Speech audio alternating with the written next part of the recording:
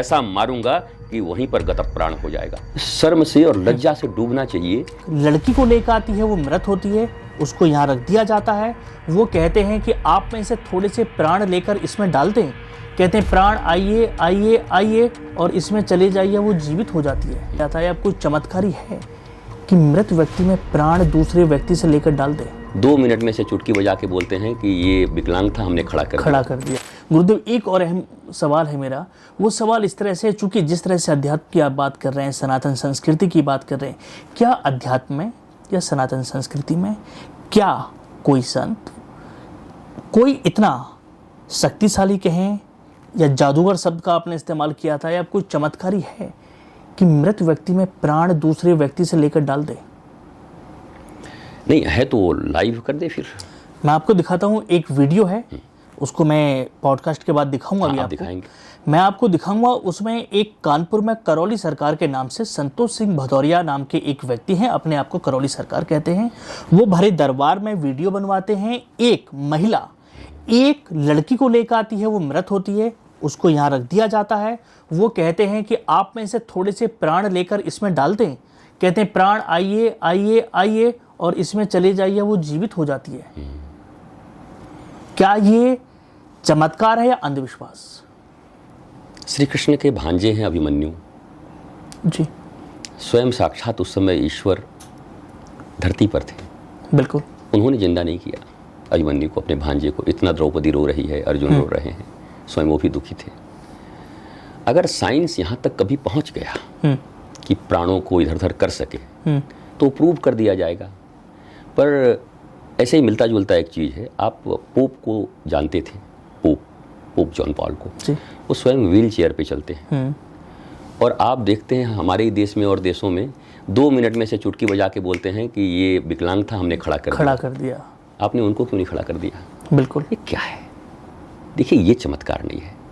हमारे भीतर मानवीय संवेदना आ जाए, हम 70 साल की आयु में आत्मज्ञानी हो जाए। हमारे यहाँ देखिए 4 आश्रम बनाए गए थे जी। 25 वर्ष तक ब्रह्मचर्य। ब्रह्मचर्य का अर्थ केवल ऐसा नहीं था जिसे हम सोचते हैं ब्रह्मचर्य मतलब वो उसको क्या बोलते हैं इंग्लिश में, वर्जिनिटी का मतलब। हाँ, वर्जिनिटी का मतलब नहीं था उससे। ब्रह्मचर्य अब शब्द ही तो है, आप केवल तोड़ लीजिए।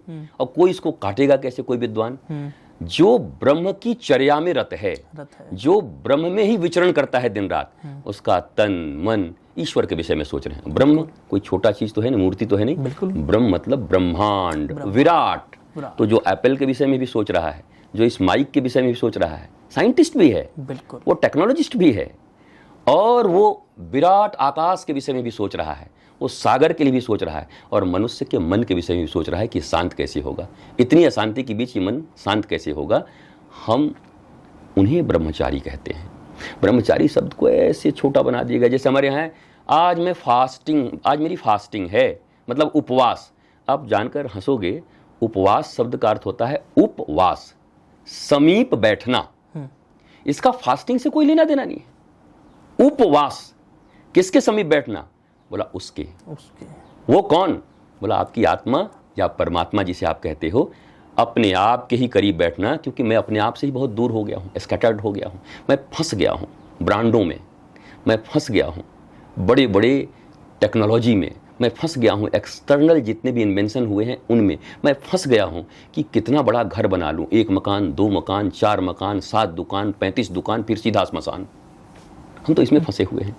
तो मुझे लगता है कि ये जो शब्द है ब्रह्मचर्य शब्द, वो जो अपने जीवन में व्यवहारिक जीवन जीते हुए पर वो बहुत उच्च मनुष्य है। वो अपना भी मंगल चाहता है, सबका भी मंगल चाहता है। दूसरा हमारा क्या था? ब्रह्मचर्य से निकले तो गृहस्थ में आए। और गृहस्थ को तो आजकल ऐसा समझते हैं, महाराज जी हम क्या करें, हम तो गृहस्थ हैं। ऐसा कोई पाप करने का लाइसेंस मिल गया क्या आपको? गृहस्थ है तो गृहस्थ ऐसा बोलते हैं जैसे पाप करने का लाइसेंस मिल गया मुझे। गृहस्थ ही तो सभी साधु कहाँ से आए हैं? बिना गृहस्थी माता पिता के कोई साधु जन्म लिया होगा क्या? संभव ही नहीं। ऊपर से बरसात में टपके होंगे क्या? मतलब ही नहीं। जितने भी ऋषि हैं वो गृहस्थ हैं कि नहीं? 98% ऋषि सतयुग से लेकर के आज तक सब गृहस्थ हैं। बिल्कुल। 2% हमारे जैसे इधर उधर घूमने वाले शायद आपको मिल जाएं, भागे हुए घर से। नहीं तो 98% गौतम हैं तो अहिल्या हैं, वशिष्ठ हैं तो साथ में हैं, विश्वामित्र हैं तो साथ में। आप सबको देखोगे गृहस्थ धर्म सबसे बड़ा धर्म माना गया, आश्रम सबसे बड़ा माना गया। जो ब्रह्मचर्य से 25 साल का व्रत ले लेगा, मतलब बचपन से ही जिसको ब्रह्म के बारे में सिखाया गया, अणुओं के बारे में सिखाया गया, आकाश के बारे में, ब्रह्मांड के बारे में, मनुष्य के बारे में, उसके फिजियोलॉजी के बारे में, उसके इटर्नल मैकेनिज्म के बारे में सिखाया गया, वो आदमी 25 साल के बाद तो ब्रह्मज्ञानी हो गया जी। वो गृहस्थी में आएगा तो उसके गृहस्थी में आने के बाद जो संतान उत्पन्न होगी वो ऋषि ही आएगा, वो रावण पैदा नहीं होगा। तो ऋषि प्रकट करने का ये विधान था, पहले ब्रह्मचर्य, फिर गृहस्थ, और फिर 50 वर्ष की आयु में क्या होते थे, वानप्रस्थ। मतलब जंगल भागना ही जरूरी नहीं है, घर में रहते हुए ही वन की तरह रह रहे हैं। कैसे? हम बकबक नहीं कर रहे हैं, तुम बिजनेस नहीं चला रहे हो, तुम बर्बाद हो गए। पुत्र ने कुछ पूछा हाथ जोड़कर, और मुझे ज्ञान है तो मैंने बता दिया, आप ऐसे कर सकते हैं, बाकी आपकी मर्जी। इसे कहते हैं वानप्रस्थ। मतलब हैं पर एकदम नहीं है, हमारा आसक्ति नहीं है, अटैचमेंट नहीं है। आप पूछोगे तो जो ज्ञान मेरे पास है मैं आपको दे दूंगा। पर ये ऐसे नहीं कर रहा, मैं बड़ा दुखी हूँ अपने बच्चों के कारण। आपने 60 साल 70 साल के लोगों को सुना होगा, गुरुजी हम बड़े दुखी हैं बेटा बेटी को लेकर, गुरुजी हम पत्नी को लेकर। अरे काहे को दुखी हैं आप? तो अब वानप्रस्थ में आ गए। अटैचमेंट मत रखिए ना। अटैचमेंट लेस होना ही वानप्रस्थ था, और अंतिम था संन्यस्त। सम्यक प्रकार से न्यस्त हो जाना, पूर्ण रूप से, हे ठाकुर मैं अब आपका हूँ। अब तो हमारा वो दिन चल रहा है कि हम आप दोनों एक होने वाले हैं, वर वधू का मिलन होने वाला है, जीव और शिव का मिलन होने वाला है, जीवात्मा और परमात्मा का मिलन होने वाला है। महाराज शब्द का अर्थ होता है जीवात्मा और परमात्मा का मिलन। पर आप सुन करके हैरान हो जाओगे कि किसी गली में एक लड़का और एक लड़की भाग गए या कहीं कुछ करते हुए कुकर मिल गए तो उनको क्या बोलते हैं कि रास लीला चल रहा है। ये धर्म के विषय में आपका नॉलेज है? शर्म से और लज्जा से डूबना चाहिए कि जहां महाराज की व्याख्या की जा रही है, जीव और शिव मिलता है, जीवात्मा और परमात्मा जब मिलते हैं तो उसे महारास कहते हैं। हमने डंडे पटकने को महारास और डांडिया कह दिया। हमने विकृत कर दिया अपने परंपराओं को, हमने विकृत कर दिया धर्म शब्द को। धर्म कहते ही लोग चिढ़ पड़ते हैं, जैसे सांड चिढ़ जाता है ना, नंदी कहते हैं ना, लाल कपड़ा देखते भड़क जाता है। तो धर्म सुनते ही आज का समाज और युवा वर्ग चिढ़ जाता है। धर्म, ये पाखंडी लोग कहाँ से आ गए? मतलब हमने अपना ऐसा चरित्र बना लिया है कि हमको देखते लोग चिढ़ जाते हैं। हम वेश हमारा कैसा भी हो, पर हमारे विचारों से लोग ऐसे प्रभावित हों कि देखिए उनका जीवन कैसा सात्विक जीवन है जी।